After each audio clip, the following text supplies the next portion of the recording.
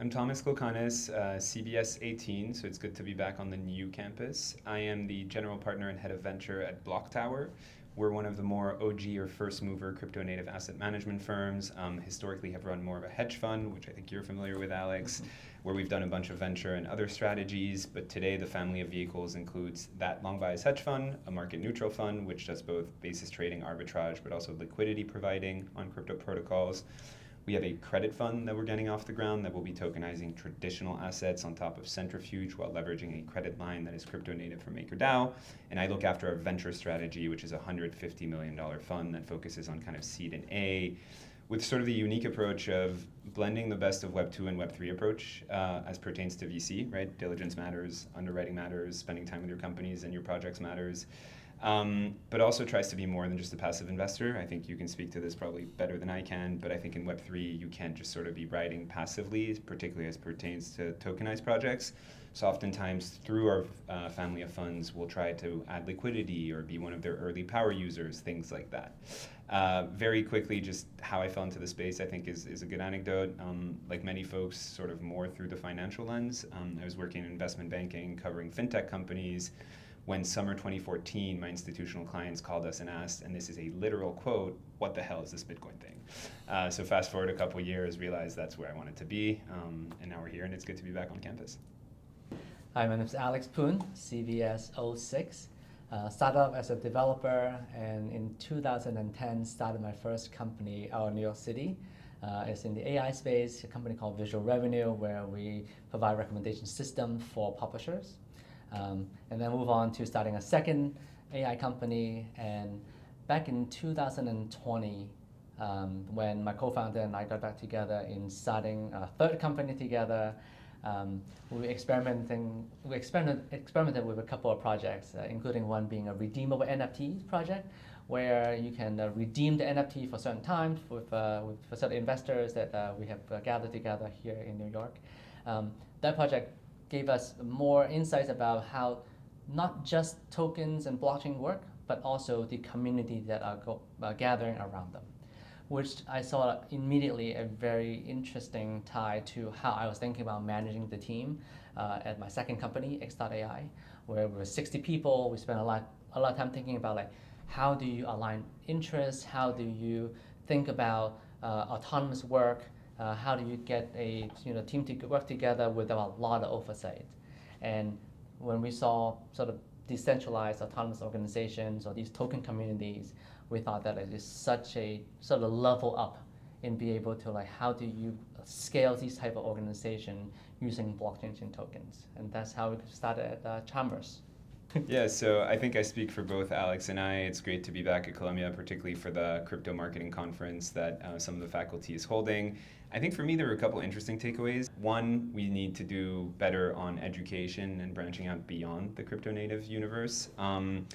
And two, a lot of people have a negative perception of the ecosystem, and it's important that we onboard different types of backgrounds to change that and sort of bring real world usage to real use cases, not some of what we've seen sort of in the everything bubble of the past 10 years. But I'd be curious to your take. Yeah, I think it's very interesting to see that difference of narrative from sort of crypto people versus other non-crypto who is observing the space, right? And I think like a lot of the questions do come into like, I heard that these things are now lower in prices. Like, does that mean it's the end? Or I heard a lot of fraud in the space. Does that mean it's the end? Versus us being building in space, getting excited about the technology being built, being excited about what use cases it can enable. But I think it is our job to do the education, to really talk about them in a humanly understandable manner, instead of continue to add more acronyms into how to get onboarded, like what are these different things that are in the system and how do you even get started.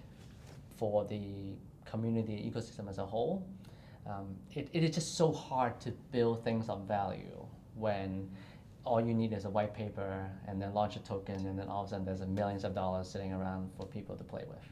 So I think like this is a medium and long term is a good thing, where it forces us in the ecosystem to build things of value, to actually talk about those values, to actually be able to deliver those values to make this thing real. Yeah. Yeah, I echo that, and I'd zoom out a little bit. I think we're experiencing turmoil broadly beyond crypto, right? I think asset classes as a whole are sort of getting hit on the head as a function of coming out of a 10-year environment of near 0% interest rates, and that is no longer the case. Obviously, that's been accentuated in crypto, both because it's a risk asset class and because we've had a couple blow-ups from poor risk management practices within the industry. It doesn't start with FTX. It started with Voyager, with Celsius, with BlockFi. What sucks about FTX the most, what sort of hurts the most for the community, is in many respects the first category I just mentioned, the crypto lenders. You could point to them and see that fundamentally that was a very likely risk on the horizon. Their unit economics were negative if you think about it from a VC perspective. Their marketing was kind of too good to be true if we go back to sort of the topic of today's conference. With FTX, I think a number of folks thought they were placing their money in what was a trustworthy institution, and what happened was, likely criminal and definitely deceitful. Short term, I think this impacts the ecosystem across the board. Consumer interest and confidence is down. Investor, both LP and sort of direct interest, is down. But long term, this weeds out the bad actors, right? We are better off with FTX blowing up today than in 10 years. That would be so much worse. And B, it sort of forces everybody, including the bulk of the folks who are not, to focus on real value creation, to your point, right? Like, play to earn and things like that are very promising, but were those use cases worth multi-billion-dollar valuations this time last year? Probably not if you look at the fundamentals with a couple thousand users, right? I think if you're focusing on emerging technologies and my seed on venture capital, you need to be zooming out 5-10 years out. You need to be focusing on sort of real use cases. So at BlockTower, for example, we're focused on use cases like replatforming real-world credit, right? Not sexy, but certainly valuable and can unlock trillions of dollars globally. We're looking at sort of a new era of social media, things like owning your own social graph. We're looking at new payment business models. We're less interested in sort of the Ponzonomics of like, hey, look, my token just went from $0 to $100 million worth in 2 days, because that just screams red flag. So we're here for the long haul. It's certainly a branding hit in the short term, but hopefully the folks who are grinding and building good things will prevail. I think there's 2 areas that I'm particularly watching. One is in the identity side, identity and reputation. There's a bunch of really interesting projects that are building in that area. In Chalmers, we certainly are part of the ecosystem that we want to be able to, so that like when you are working from one organization, moving to the next one, you can take your work history with you, take your review with you, be able to do that kind of things. But then that same thing goes across in your social network, your buying behavior, like really all the data, the idea of owning your own data, owning your own history, and be able to selectively give that away or sell that if you like. I think that's super exciting. I think the second piece is fixing bridges. That I think like most of the hacks in this past year had happened over some sort of bridging issues. So I think like seeing again the ecosystem solving that issue and not seeing any more hundreds of million dollars of hacks, I think that goes a long way of sort of stopping that brand erosion in crypto. Yeah, I like that a lot. I'd add a couple. I think maybe the first one is probably abstracting the crypto away from the UX UI. If you think about a credit card, my grandmother goes to the supermarket. She has no idea that the money doesn't go directly from her bank account to the supermarket's bank account. There's a minimum of 4 or 5 companies in the middle. Most people use the internet. They don't know that it's just a bunch of cables under the sea. When it comes to crypto, the tech is right in your face, right? You click and there's this gas pop-up. It's scary. You set up a wallet and you have to save this 24 keyword phrase. I think we're getting to a point in sort of dev tooling and sort of like design and marketing where we can, or at least we can start to abstract the crypto away. There are a couple projects that do this well. I think SoRare is one example. Reddit is another. As custody gets better, notably with some of the MPC solutions that we discussed on the panel earlier today during the conference, pretty excited to see more of that go mainstream. People leveraging digital collectibles, not NFTs, and maybe 1 to 10% of them decide to take those NFTs off platform and sort of sell them on OpenSea, but 90% of users will never have to think about it. They will just feel like they own a digital collectible, and they do, but they won't have to go through all these extra sort of painful steps. So that's a big one for me. The other pertains to sort of my bread and butter in venture. I think we were in an environment where you had very little time to do due diligence, valuations were crazy. Again, that's just the product of interest rates. It was the same for sort of SaaS revenue multiples. They were like 60x this time last year. They're down to like 6x right now, or maybe 6 to 10. And so, real investors doing real diligence, real underwriting, and looking 5 to 10 years out and working closely with entrepreneurs like Alex, as opposed to backing 50 of them in a month. I think that'll be a net big benefit for this ecosystem. Last but not least, thematically, I sort of join you on the identity use case. I love what you guys are doing. We've looked at a couple other companies in the space. I'm also excited about the private credit stuff that I talked about some of the social media stuff, about payments. We're spending a lot of time thinking about co-creation, which I think works pretty well with some of the theme that we talked about today, right? Imagine you have the proof of attendance token from this conference, but also from an Hermes pop-up, and then maybe you can be part of the subset of 25 users that are allowed to vote on where the next pop-up store is going to be. Imagine we both own fractional pieces of a CryptoPunk, and we can sort of collectively write or approve a movie being made with that punk, right? I think you're going to see some weird stuff coming out in that segment, probably extending beyond media. Life sciences is also sort of something where the co-creation pieces could be pretty impactful. Yeah, and then I am fully on the same point about like UX. Again, we were giving away, are you entitled to a proof of attendance token, being here? But as part of the process is that you have to sign the transaction, right? Oh, it's literally just had the word sign in it, and then there's a bunch of mumbo jumbo of like stuff that you're signing. Half of the time people ask, what am I signing? Yeah. And honestly, the wallet does not give you a good job on like what exactly you're signing, except you're pressing the sign button, and it's a scary UX to when someone have to sign something to accept a free thing that you're giving away.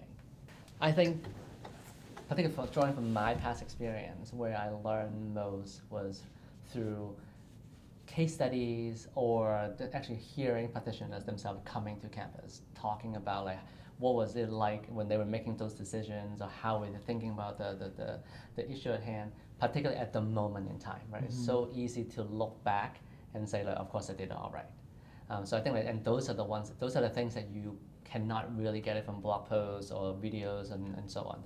That's where the valuable education come from. Yeah, that's sort of why I wanted you to go first. I fully echo that. The best thing CBS did for me in my personal search, which wasn't that far out ago, is A, give me the time to sort of explore this stuff, but B, put me in front of not just academic sort of frameworks, right?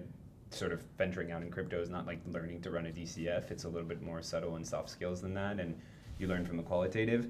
So I'd say like continue to sort of give students the time to explore while on campus, and then sort of bring as many practitioners as you can, both as guest lecturers or visiting professors, but also things like case competitions, right? Or in semester internships, things like that. Feels like we're taking the right steps in the right direction. The one thing we should probably avoid is, dialing it down every time the prices go down, because then by the time prices go up, it's a little bit too late to get involved. The space moves really, really quickly.